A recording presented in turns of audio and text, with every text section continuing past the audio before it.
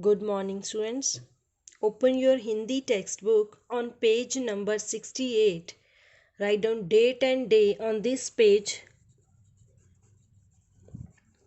It's chapter number 11. परिश्रम का महत्व, Importance of hard work.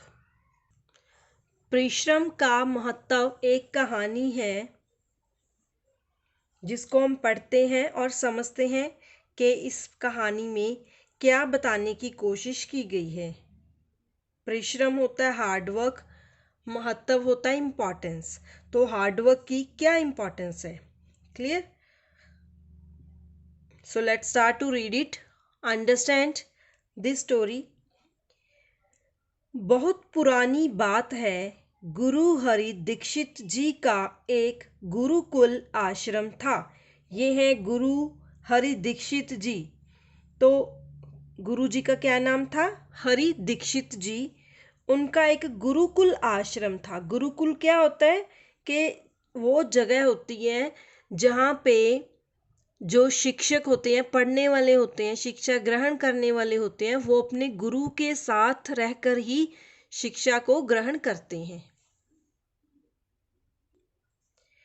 उनकी ख्याति ख्याति होती है प्रसिद्धि, बहुत दूर दूर तक फैली हुई थी। उनके गुरुकुल में शिक्षा प्राप्त करना सौभाग्य की बात मानी जाती थी। क्लियर? उस समय में ऐसा होता था कि अगर कोई व्यक्ति गुरु हरि दीक्षित जी से शिक्षा प्राप्त कर ले तो ये बहुत अच्छी बात मानी जाती थी। एक दिन गुरु जी वृक्ष की छाया में विश्राम कर रहे थे। विश्राम मीन्स आराम। ये गुरु जी हैं, छाया, वृक्ष की छाया में आराम कर रहे थे। तभी एक सज्जन अपने 10 वर्षीय पुत्र के साथ वहां आए। उन्होंने गुरु जी को प्रणाम किया और नम्रता पूर्वक बड़े अच्छे वे में कहा, महात्मन, आपके द्वारा शिक्षा प्राप्त छात्रों के ज्ञान की चर्चा चारों ओर फैली है। यह मेरा पुत्र वरदराज है। पुत्र का क्या नाम है? वरदराज है। और ऋषि का नाम Guru Hari Dikshit ji. You can write for understanding. Guru Hari Dikshit जी वरदराज है। यह घर पर व्यर्थ बैठा रहता है। व्यर्थ मीन्स खाली, फ्री, कोई काम नहीं करता। कृपया इसे भी अपने आश्रम में रख लीजिए। क्लियर? गुरु जी ने वरदराज को ध्यानपूर्वक देखा और कहा, आपके अनुरोध मीन्स आपके बहुत कहने पर मैं वरदराज को गुरुकुल में प्रवेश दे देता हूँ। मैं प्रयत्न करूँगा मीन्स कोशिश करूँगा कि आपका पुत्र अनुशासन प्रिय मीन्स डिसिप्लिन को पसंद करने वाला और ज्ञानवान, जिसको नॉलेज हो जाए, बन जाए। गुरुजी ने क्या बोला उसके पिता को कि मैं कोशिश करूँगा कि आपका पुत्र ज्ञानवान और अनुशासन प्रिय बन जाए। वरदराज के पिता ने गुरुजी के प्रति कृतज्ञता, कहते जैसे किसी को हम बोलते हैं ना कि आपका बहुत आभारी रहूंगा, आपका एहसान है हम पे, वैसे कृतज्ञता प्रकट की और अपने घर वापस चले गए।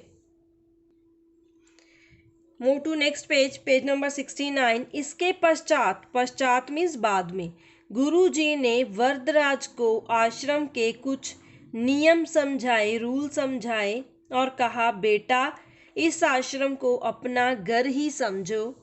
यहाँ सभी कार्य विद्यार्थी स्वयं करते हैं। मीन्स विद्यार्थी सारे कार्य अपने आप ही करते हैं। जंगल से लकड़ी काट कर लाना। आप कार्य को ध्यान से सुनिए, कौन कौन से कार्य हैं। जंगल से लकड़ी काट कर लाना, साग सब्जी उगाना, आश्रम की गौशाला जहाँ पे गायें होती हैं, गौशाला में गायों को दाना पानी देना, दूध दूहना, साफ सफाई करना आदि कार्य तुम्हें भी करने होंगे। तो गुरुजी ने वरदराज को कौन कौन से कार्य बताए? जंगल से लकड़ी काट कर लाना, साग सब्जी उगाना, आश्रम की गौशाला में गायों को दाना पानी देना, दूध दूहना, साफ सफाई करना आदि कार्य बताए। वरदराज को काम करने का बिल्कुल भी अभ्यास नहीं था। अभ्यास मीन्स प्रैक्टिस नहीं थी। आश्रम में सभी विद्यार्थी पौ फटने से पूर्व उठ जाते थे। पौ फटना मीन्स किसको बोलते हैं? सूर्य उदय होने से पहले, बिफोर सनराइज। स्नान आदि करके गुरुजी के पास पहुंच जाते थे। वरदराज कोई काम समय पर नहीं कर पाता था। कभी वह देर से उठता तो कभी बिना स्नान किए ही प्रार्थना सभा में पहुंच जाता।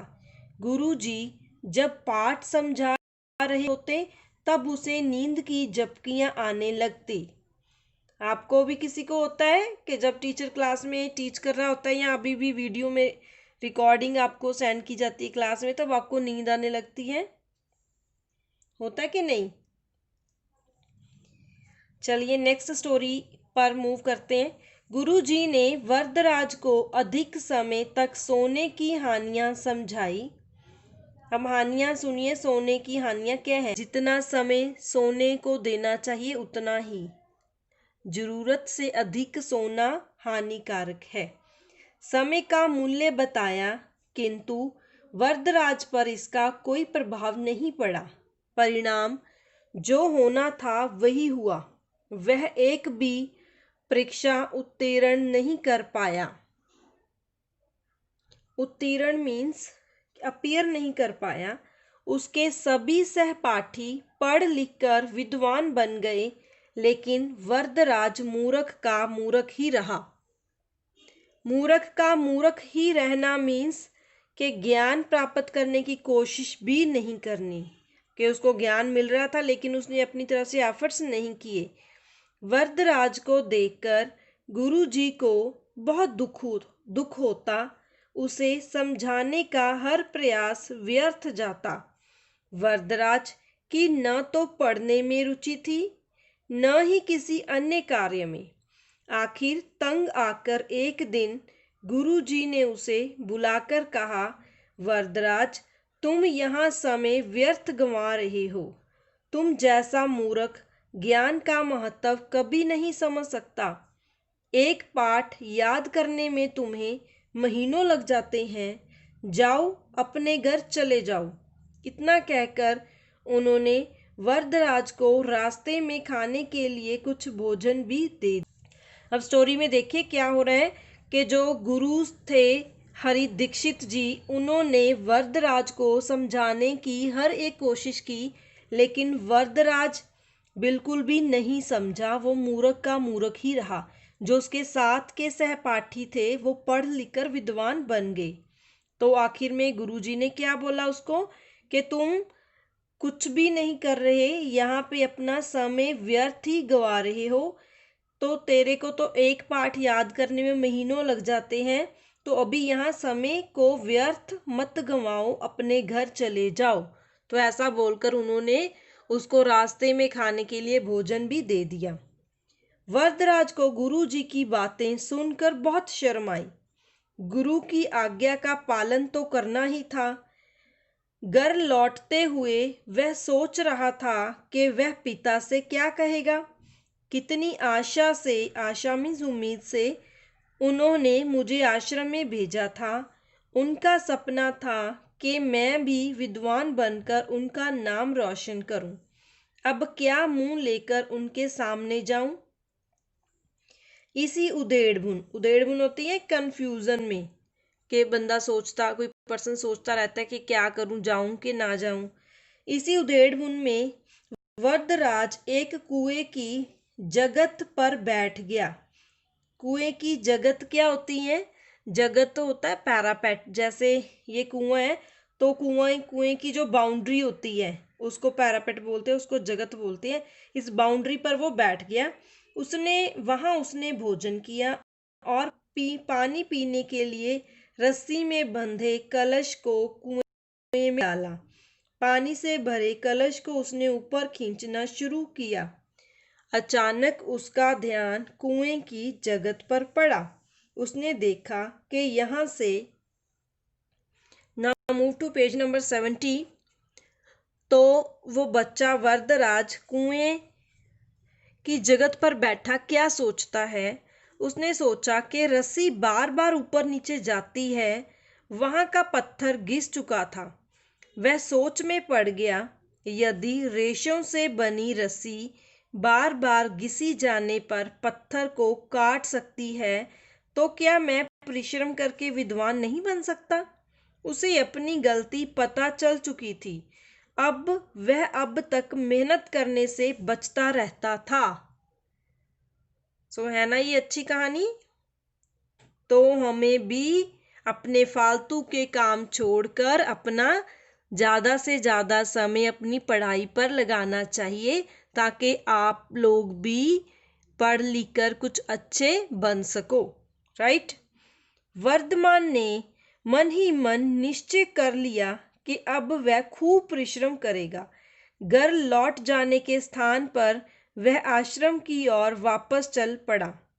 वहां जाकर वह गुरुजी के चरणों में गिर पड़ा और प्रार्थना करने लगा, गुरुजी मुझे क्षमा कर दीजिए। क्षमा करना मीन्स माफ करना, कि गुरुजी मुझे माफ कर दीजिए। कृपया मुझे एक अवसर और दे दीजिए। अब मैं परिश्रम करूंगा और आपके हर आदेश का पालन करूंगा। गुरुजी ने वरदराज की आंखों में एक नया आत्मविश्वास देखा। आत्मविश्वास होता है कॉन्फिडेंस, कि जब तक, जैसे आप में भी कुछ बच्चे ऐसे हैं जो ये समझते हैं कि जो स्टडी है वो डिफ़िकल्ट है, लेकिन जब तक आप एफर्ट्स नहीं करोगे, जैसे कुछ मैथ्स के टॉपिक है बच्चों को डिफ़िकल्ट लगते हैं, लेकिन डिफ़िकल्ट है नो डाउट, लेकिन जब तक आप एफर्ट्स नहीं करोगे तब डिफ़िकल्टी से बाहर कैसे निकलोगे। क्लियर ना। तो हमें किसी भी कार्य को डिफ़िकल्ट बोलने से पहले थोड़ी सी एफर्ट्स कर लेनी चाहिए, ताकि हम उसको अच्छे से समझें और हमें वो कार्य आसान लगने लगे। क्लियर। उन्होंने उसे उठाकर गले से लगाया और समझाया। अब वरदराज दिन रात मेहनत करने लगा। अब वह एक क्षण भी व्यर्थ नहीं गंवाता था। उसका परिश्रम रंग लाया। कम समय में ही उसने विद्या प्राप्त कर ली। बच्चों, यही वरदराज बड़ा होकर महान विद्वान बना। तो कौन सा विद्वान बना होगा वो? उसने व्याकरण को सरल बनाने के लिए एक ग्रंथ लिखा, लघु सिद्धांत कौमुदी। ग्रंथ का क्या नाम है? लघु सिद्धांत कौमुदी। उसने कई अन्य ग्रंथों की भी रचना की। वरदराज ने सिद्ध कर दिया कि परिश्रम से मूर्ख भी विद्वान बन सकता है। कितनी अच्छी बात लिखी है कि परिश्रम से मूर्ख भी विद्वान बन सकता है। कहते भी हैं कि करत करत अभ्यास के जड़मत होत सुजान।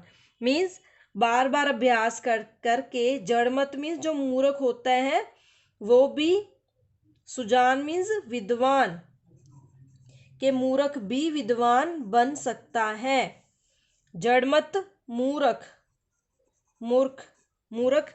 रसरी आवत जात रे सिल पर परत निशान। रसरी मीन्स रस्सी, रस्सी, आवत जात आते जाते, आते जाते, सिल पर परत निशान। सिल पर मीन्स पत्थर पर, पत्थर, परत निशान, के उस पे भी निशान पड़ जाते हैं।